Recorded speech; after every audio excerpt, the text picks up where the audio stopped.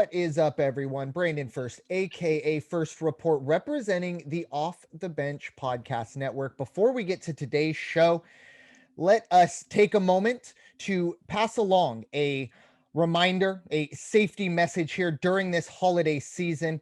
And before we get to today's show, let's take a moment to remind ourselves of that with our special guest, Lieutenant Jim Betancourt. With the introduction, I pass it off to my co-host and friend, Raider Jim Martinez. Take it away, Raider Jim. Thank you, First Report. Yeah, this is Raider Jim from the Off the Bench podcast. Everything we talk about football, basketball, gaming, how to make your bets, place your bets. And the one thing we always keep in mind is being responsible at everything we do. And what better way to introduce a very good friend of mine, Lieutenant Jim Betancourt from the California Highway Patrol, to talk about the holiday responsibilities of making sure when we're out on the road that we exercise great caution at all times. Officer Jim, thank you for joining us. I really appreciate you extending the time. And please give us some of your information and tips that we can follow. Well, I thank you guys very much for having me on this show. In my plus 21 years of being a California Highway Patrol officer, I can tell you, unfortunately, I've seen more blood, guts, gore, and grime than any one man should have to see in their entire life. And which is a common theme in a lot of these crashes is unfortunately driving under the influence of alcohol.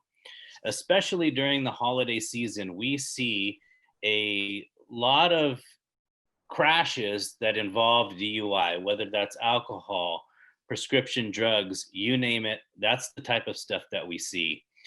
So what we ask is that people act responsibly, designate a driver, have a plan before you go out and drink and drive, or just don't drink and drive, period. Make sure you have a person that you can call or an Uber or whatever. Nowadays, there's no excuse for driving under the influence of alcohol. Unfortunately, over the last several years, in 2018, over 3,800 people lost their lives because of DUI collisions in the state of California.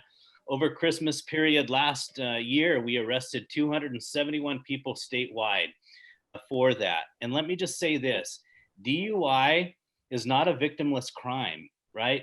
People die, people get hurt, people's lives change forever. And we don't want you, anybody listening to this podcast, to be a statistic. We want you to celebrate the holidays with your friends and family. We want you to be able to have a good time. We are in unprecedented times, and we understand that if there's a lot of stressed out people, there's a lot of things that are happening right now throughout the state, but we want you to be safe. We want you to have a plan. We want you to enjoy the holidays. Don't drink and drive. Don't put yourself in a situation that's going to change your life forever. And believe me when I say this, if you get in a crash after drinking and driving, if you hurt somebody, if you kill somebody, your life and the life of your family, friends, coworkers will be forever changed, and it's just not worth it. Thank you very much. And yeah, so for everybody who listens to the Off the Bench podcast, if you want sound advice, if you want a sure bet, you just got the best betting tip of the holiday season and throughout the year. Don't drink, don't drive. Keep your money in your pocket. Don't give it to a bail bondsman. Don't give it to your insurance company. Officer Jim, thank you so much. I did want to ask one question about this. Do you know, given the situation with COVID, et cetera, are they still going to have some of the free programs that are out there, like transit with the free trolley rides, some of the Ubers, the taxis, the tow services? So I'm not sure if that's still going to be in effect. I can tell you AAA right now is not providing rides to their members if they call them on the side of the road because of the COVID protocols. So a lot of those free services, with the exception of Uber that are still in service and Lyft, are going to be shut down. So you may be limited in the amount of options that you have during this holiday season, which makes it more important than ever to have a plan and to not put yourself in a situation where you hurt or kill somebody. In fact, unfortunately, last night we just had a Caltrans contractor killed on the 94. I saw that. By a DUI driver. And it just really brings home, so close to the holidays, how somebody's life can change in an instant, and it's just not worth it. So folks, there you have it again. Officer Jim, thank you so much for the time, the opportunity, and the information. Listeners, don't bet against the house on this one. Okay. Listen to what Officer Jim has to say. Definitely. And thank you, Lieutenant Betancourt, and all that you do, and all of your the men and women who are there to keep us safe every single day. And once again, I echo everything. Look, Lyft and Uber, there is no excuse. If you can afford to go out and get drunk, you can afford your $20 ride home. So make no excuses, be safe, and most importantly, enjoy the holidays. So once again, from all of us here at the Off the Bench Podcast Network and the CHP, have a happy and safe Happy holidays, everybody. and a happy new year. What is up, everyone? Brandon First, aka First Report, representing the Off the Bench Podcast Network. It is time for myself and my co-host, Raider Jim Martinez, to break down the happenings and everything that's going on in the world of college basketball. You can find my co-host, Raider Jim, at Raider Jim 1090.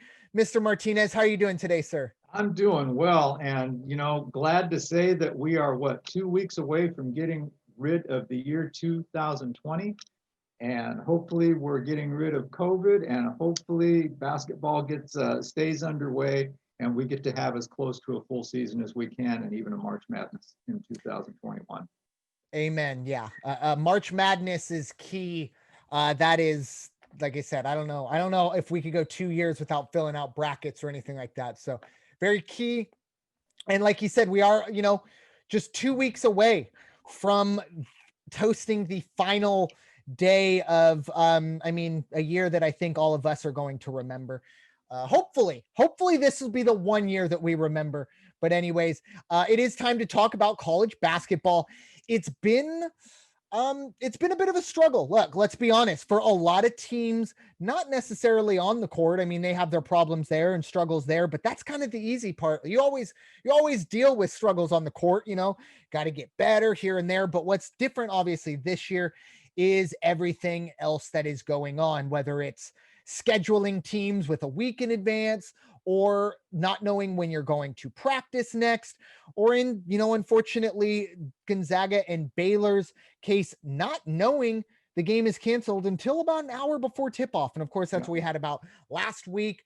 We, of course, had Michigan State and Virginia also canceled, but they are fighting through. I will say, I do believe that college basketball has a little bit more of a parachute, if you will. There's more games, not like college football where, some teams might only play in 5 games. Yeah, I think the teams this year are lucky and are hoping that they can get through a 66% schedule. Mm-hmm. Usually this is the time of year when all the Thanksgiving opening week classics are done and over with. We're wrapping up that non-conference play schedule so that you get to have these showcases of different teams, the Gonzaga versus Baylor. You get to see Kansas take on some teams. You get to see Duke, Michigan State early on. And as I was going through the top 10 list for just the past week, I was amazed at how many games have still been canceled. Mm-hmm. I mean, Gonzaga lost 4 games. Then there are other teams who have not had a hiccup. I think Creighton was the one team. They're 4-2, and they have not missed a game yet. But it seemed like every other team has run into the COVID situation, either in their own program or against an opponent. Well, and just to kind of build on that, Duke, Mike Krzyzewski kind of came out and just kaput everything else and said, we're not playing any more non-conference games. Right. We'll see y'all in the ACC. And even then, just believe me, just because you're in conference doesn't mean that, COVID leaves you alone, but they're cutting their losses and saying, look, we're going to focus on the ACC. And, that's obviously his right. Maybe, possibly we'll pay for it, but look, it's Duke. I'm pretty sure the committee at the end of the year, whatever happens, they're going to get the nod in the right direction. But just a little rundown before we get into the full discussion of the top 10. Let's go through it.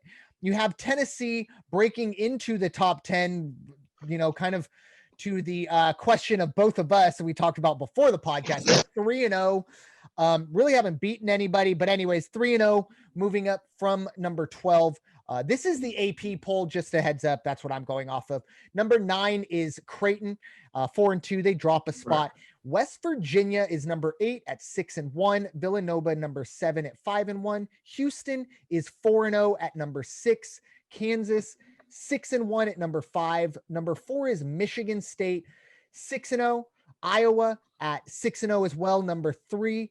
Baylor is 4-0 at number 2, and Gonzaga is 3-0. At the top spot once again in the AP poll.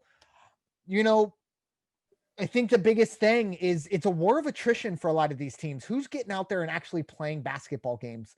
And that's what we're seeing, I think, with Tennessee. Like I said, what are they doing in the top 10? Oh, they've won 3 games and haven't lost any. That's essentially the only reason they're there. Yeah, absolutely. That was, again, I started at the top and worked my way down to number 10, and I got to number 10. And that's my note. At 3-0, they've had 2 canceled games, so they only played 3 out of the 5 games they were supposed to play. They haven't had anybody that's a ranked opponent, and they don't have a ranked opponent scheduled until the 30th of December. So, and that will be against number 16 Missouri. So that's saying that Missouri hangs on and performs and can stay within the top 20. So how do they decide that that team gets put at the number 10 spot? It just boggles the mind. You know, and it's I kind of, like I said before we went rolling, is it's almost like seniority. It's just, you know, you just the voters go through. They don't reshuffle. They don't wipe the board clean. They just go down. Oh, that team lost. Okay, move everyone up to wherever we drop this team, everyone just moves up and so forth. It's not necessarily about what has happened. It's about where they started and now what is going on. I thank you for bringing up Missouri, because they're not in the top 10, but by far the biggest movers of the week after defeating Illinois. Illinois had a bit of a rough week, but Illinois is a team that seems to have played 6 games in a total of 8 days. That's obviously not the case, but they've been wore out. You can kind of already see it. And guess what? They haven't even gotten into conference play yet. So good luck to them. The Big Ten is by far the best, at least in terms of the ranking, by far the best team in basketball. But Missouri moving all the way up. They're 5-0.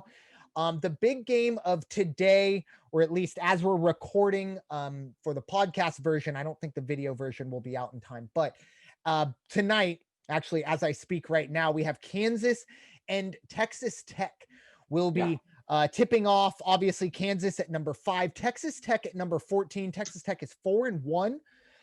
Their only loss was Gonzaga. No, they did not play. A top team, can't think of it off the top of my head. Anyways, but that will be a big game. I think the biggest game of the weekend, though, and really of the week, and I say this as I knock on wood, because when we finished a couple weeks ago, we talked about a game and then it was canceled. But Gonzaga and Iowa, obviously, I think the biggest test for both of these teams individually, definitely for Iowa. Look, what more do you have to say about Luka Garza? He continues to put together a fantastic resume at that school, and another, I think, 35-15 game earlier this week. Yeah, he's just dominating. I mean, he's averaging 29 points a game. He is right now 13 for 16 from the 3-point line, which is just, he's the center, for God's sakes. He's not supposed to be doing that, but he is. And when he goes up against Drew Timme of Gonzaga, that is going to be a matchup. That is going to be fun to watch. And I think you're going to see a lot of, not just hard basketball, but you're going to see a lot of sportsmanship as well, because there's going to be a lot of respect on both sides. Looking at that game a little closer, the one thing I will give credit to on the Gonzaga side of the ball is, had their schedule played out for this first month of the season, if you want to consider this still the first month of the season, they would have faced the number 5 team, the number 2 team, the number 3 team, and the number 8 team. And so, they did play West Virginia. They beat West Virginia. They played number 5 Kansas. They beat Kansas. We don't know what they would have done against Baylor. That's speculation on both sides of the court on that one, but we will see what they do against number 3 Iowa. And if they happen to come out on the winning side of this one, then they rightly deserve to retain that number 1 spot. Now, what are the pluses and minuses? Iowa's had a lot of exercise. They're staying loose. They have played the Tar Heels. That was their biggest win so far in the season, 93-80. They're averaging 100 points a game and they're only giving up 68. So these kids are playing offense and defense.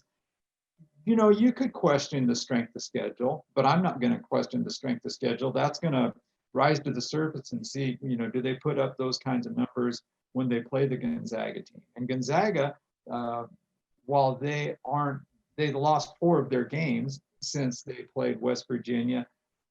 How rested are they? I mean, they're going to come in fresh legs, ready to go, and they're probably like caged animals right now because they've lost. And they know psychologically these student athletes, they have to be thinking. People are looking out now saying, well, you didn't beat the number 2 team. You didn't even play the number 2 team. Let's see how good you really are. So again, it comes with the territory of being ranked number 1. Week in and week out, you've got to prove yourself. Definitely. And for Iowa and Gonzaga, in terms of the differentials, in terms of the scheduling, I think I've alluded to it in the past. Gonzaga's meet has to be now. No, and this is a great year for the WCC. Don't get me wrong, but this is their meet. Even in a regular year, they would need to, and they always schedule very well. And it's hard for them because not a whole lot of teams want to really face them. Now it's easier because, you know, losing to Gonzaga isn't, wait, what the hell is Gonzaga? Everyone knows Gonzaga now, but it's very interesting because Iowa, with this week's strength of schedule, that's going to fix itself very quickly. 7 Big Ten teams are in the AP top 25, and I'm sure there's even a couple more outside of it that can make the case. I said something the other week, you know, if Rutgers is ranked, you know the Big Ten is deep. I mean, right. It's been a while since you could say that. Another team in the top 10 I did want to point out is West Virginia. West Virginia, I know we've talked about in the past, Bob Huggins, the press, everything that he's going to do, but they've done pretty much everything that's been thrown their way. They went toe-to-toe with Gonzaga. Probably should have won that game. They'll definitely feel that they should have. If that's the case, they probably feel that they're the best team in the country. They'd be 7-0. And who would tell them any different at that point? And another thing with West Virginia, they haven't been affected, at least overly, by COVID. So they've been able to stay fresh. Yeah. And they've been able to stay fresh, been able to kind of stay in this rhythm. I go back, obviously, Kentucky is in free fall mode as they lost, I believe it was Notre Dame this past weekend to drop to 1-4. They're panicking in Lexington. But once again, I feel like a lot of these games are just for Calipari. It's like, you know, this is like maybe the 15th time these kids have been on the court with each other. Right. We don't have the normal practice that you would have. And you're seeing the same thing happen at Duke this year. Duke's 2-2 currently. Now they're still ranked, but a lot of that's because of the name. And it's very, very interesting. But West Virginia, they're always that team that if they can get a 1 seed in the tournament and get a good draw and play their game, I wouldn't want to play them. And they could very well move from number 8 to number 6, number 5 this week because they're going to be playing Kansas this weekend. They play Iowa State tomorrow. They take on the Cyclones. But then it's not this weekend. It's going to be on Tuesday. Tuesday, they're going to play the Jayhawks. And that's going to be a game to watch. That, you know, thank goodness it's not on Monday night against Monday Night Football, although that's a dog of a game. You know, it's nice to be able to say, yeah, definitely have time to watch Kansas and West Virginia. That's going to be a good game. West Virginia, you're right. They took Gonzaga down to the wire. It went down to the last 4 minutes on that one. And even at that, closer probably to the last 2 minutes before Gonzaga could really feel like they had the game under control. So watch out for the Mountaineers. Definitely. Working my way down, just give you all a little report, obviously, on San Diego State. Big week for that had just passed. A huge win over Arizona State. And when I say huge, I don't mean, actually I do, but I don't necessarily mean, big for the program or big for the season or big in terms of deficit. All three of those and everything else that's been going on. San Diego State, obviously, last year, one of those teams that probably really felt like they could make some noise in March, and wouldn't tell them any different. They've continued on. They're now 5-0 with wins over UCLA and Arizona State, which both teams are expected to be at the top of the Pac-12. And by the way, UCLA and Arizona State were handily beaten. It was 20-point games as they're running out the clock. I was incredibly impressed with San Diego State. Look, I could talk about San Diego State basketball, about their defense until I'm red in the face. I mean, just go watch it. There's nothing I can say that they don't do that you go, wow. I mean, every single thing that they do defensively is what defensive coaches ask for and teach and strive for. But offensively, Jordan Shackle, kind of getting his opportunity, and you can see when he finds himself in a rhythm. I think that now that Malachi Flynn has moved on, Jordan Shackle knows I'm getting 20 shots a game. That's good for a shooter because you can start. And if you start 1 for 5, hey, I got 15 shots to get this under control. You start 1 for 5 with Malachi Flynn on the floor, you might not see the ball again. It's just the way it is. And that's fine. But Jordan Shackle doesn't always work that way. You got to have a guy, okay, it's all on you. That doesn't necessarily mean, okay, it's all hunky dory. But for the most part right now, moving on to other parts, the pick and roll game for San Diego State is, I don't want to go John Stockton, Karl Malone-esque, but folks, it's almost 70%, 70 to 80%. And a lot of times we're seeing and ones, which if you perfectly get that pick and roll, you're going to see those and ones because it's a perfect pass down low to an easy layup. A defender's out of position and pretty much has to foul. And we're seeing a lot of that, or the ollie oops. Now, obviously, ollie oops are amazing and they're great, but the 3-point play is an extra point. But either way, they're running their offense with incredible efficiency. And when you're holding teams to 56 points a game, or I think maybe 57 it's creeped up to, and you're averaging 80, just like we talked about with Iowa. Now, conversely for San Diego State, Iowa hasn't had a win on the level of at Arizona State or against UCLA, or I would even take it a little further with Pepperdine. Pepperdine's a very good team. San Diego State was down 17 in both halves of those games and came back and won it. San Diego State is a team that I don't know how, and I don't know if this is even true, but somehow, some way, I feel like they're better than they were last year. Now, if they still had Malachi Flynn, and I know it's a hypothetical, but if Malachi Flynn was still on this floor, this might be the best team in college basketball. But currently right now, if you play college basketball with the defensive intensity and the defensive discipline, because this team does not foul. That's another thing in college basketball. If you can defend without fouling, you will be on the floor. I don't care what your jump shot looks like. If you can defend without fouling, you will find a spot on Brian Dutcher's floor. And that's what we're seeing. And it just so happens that almost all the other guys can go out and shoot as well. Matt Mitchell hasn't even had a big game yet, and they haven't really needed it yet. I think San Diego State's moving in that right direction. BYU tomorrow night. Now, big rivalry with San Diego State and BYU. It's BYU, the athletes there are, you have to go do your mission before you can play athletics for a lot of these kids at BYU. So they're coming back and they're freshmen or their first year of eligibility at 22, 23 for a lot of these guys. And they're men, not for everybody, but a lot of them. And they're men and they're just big and strong. So we'll see how San Diego State reacts to that. I'm really excited to see that because when you get deep into March, you're going to have guys like Virginia. You're going to be looking up at a lot of guys. You're going to be out muscled by a lot of guys. How do you deal with that? Let's figure that out now rather than the first time you deal with a team that's bigger than you is in March when it's do or die. So we'll see how it goes.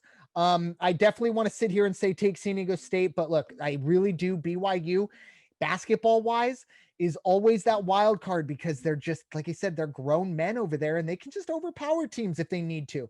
So, and it's been 3 or 4 seasons now since they jumped conferences. They used to be in the same conference as the Aztecs. Now they're moved over to the West Coast. And let me tell you, they are always one of those games on the Gonzaga schedule. 2 times each season, they're on the Gonzaga schedule as got to play careful, got to play smart, because they bring a very disciplined game to the court. And so, like you say, the maturity shows when these kids are playing. So that's going to be a good game tomorrow night. Definitely. Excuse me. And I do believe, obviously, BYU moved football mainly into the independent, so can't play in the Mountain West. So the West Coast Conference doesn't have football, so you can play basketball there. And for BYU, it's I don't want to say they're national champion, but this is a big game for them. San Diego State, if you can spoil, we go back to the Jimmer Fredette versus Kawhi Leonard days, times like that. It's a big time rivalry, and I hope this doesn't offend too much, but I love the show when BYU comes to town. There are some guys dressed up with some bike helmets and short sleeve. I just love the little stuff like that. But BYU San Diego State tomorrow night. Big game for both teams, but really for San Diego State, if they want to start moving up into the top 10, making noise, and, really proving to the country that, hey, we're better than Tennessee. We're better than the 3-0, what beat Western Carolina and the A&M Techs of the South, but not a ton there. But that's all I have for really San Diego State and the top 10. Is there anything else you wanted to add there, Raider Jim? The only thing I was going to add would be looking at real quickly at number 2 Baylor when we talk about cancellations and how COVID has hit everybody.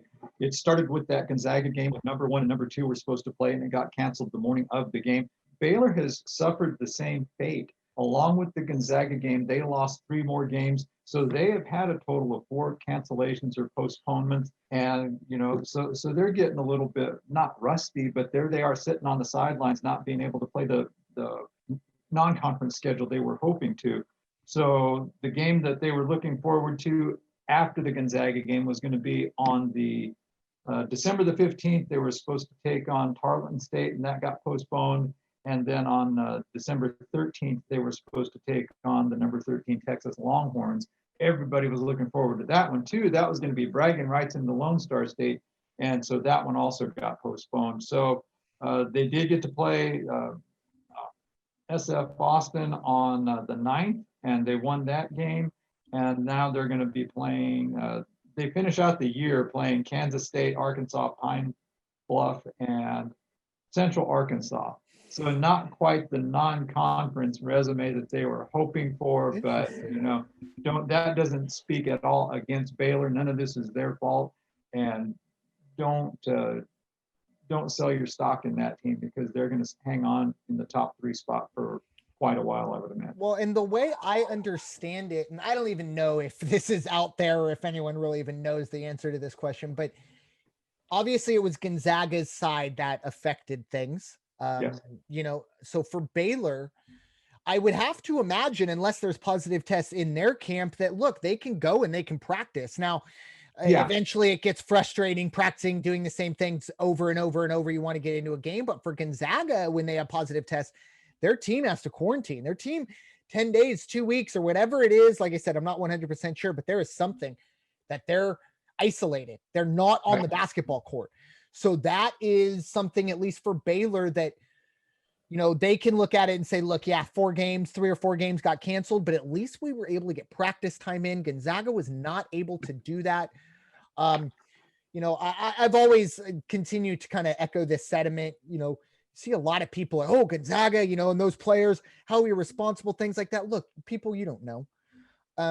Just chill out on things like that, unless something comes out about how irresponsible it was. They're college kids. They're doing their best, and they're working really hard.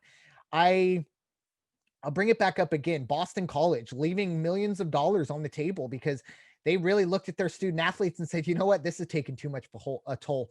we're not going to a bowl game. We're Right. not putting these kids on a plane to play in the Belk Bowl. No, it's just not going to happen. Right. And it's gotten to him. There's a great rant in the last few days by everyone's favorite pirate, Mike Leach. And it's just him kind of talking about the stop and start of the student athlete right now.